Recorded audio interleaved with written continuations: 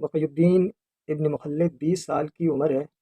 اپنے گھر سے نکلے کہ میں امام احمد بن حنبل رحمۃ اللہ علیہ کے پاس جا کر حدیث کا علم حاصل کروں گا۔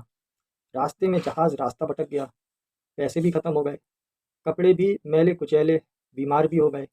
اس حال میں بغداد پہنچے کہ بہت زیادہ بیماری کا غلبہ تھا، کمزوری تھی۔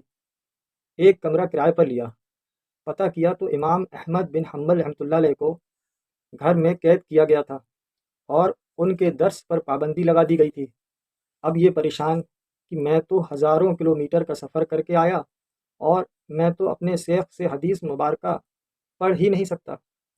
تو انہوں نے ایک طریقہ نکالا کہ فقیر کا بھیس اپنا لیا، ہاتھ میں کشکول پکڑ لیا، پھٹے کپڑے پہن لیے، اور جب اپنے کمرے سے نکلے تو باہر نکل کر آواز لگانی شروع کر دی، اجرکم علی اللہ۔ اس زمانے میں فقیر پیسے کا سوال نہیں کرتے تھے، بس اتنا کہہ دیتے تھے اجرکم علی اللہ، تو فوراً دیکھنے والے سمجھ جاتے تھے کہ یہ ضرورت مند ہے، تو وہ دے دیتے تھے۔ یہ صدا لگاتے لگاتے امام احمد بن حنبل رحمۃ اللہ علیہ کے دروازے پر گئے، ان کی صدا لگائی۔ امام صاحب رحمۃ اللہ علیہ نکلے، چاہتے تھے کہ کوئی درہم دینار اس کے کاسیے گدائی میں ڈال دیں۔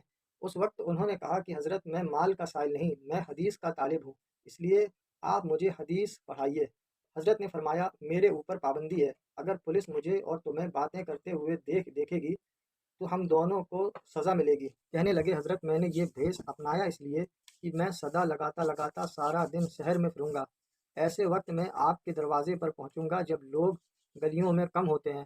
آپ اسی پیسے کو لے کر دروازے پر آ جائیے گا، اگر کوئی بندہ نظر آ جائے تو وہ پیسہ ڈال دیجیے گا، اگر نہ آئے تو مجھے 2-4 حدیثیں سنا دیجیے گا، میں سنتے ہی ان کو یاد کر لوں گا، میرے لیے اتنا سبق کافی ہے۔ 1 سال تک یہ بھیک مانگتے رہے اور اس صورت میں اپنے استاد سے روزانہ چند حدیثیں پڑھتے رہے۔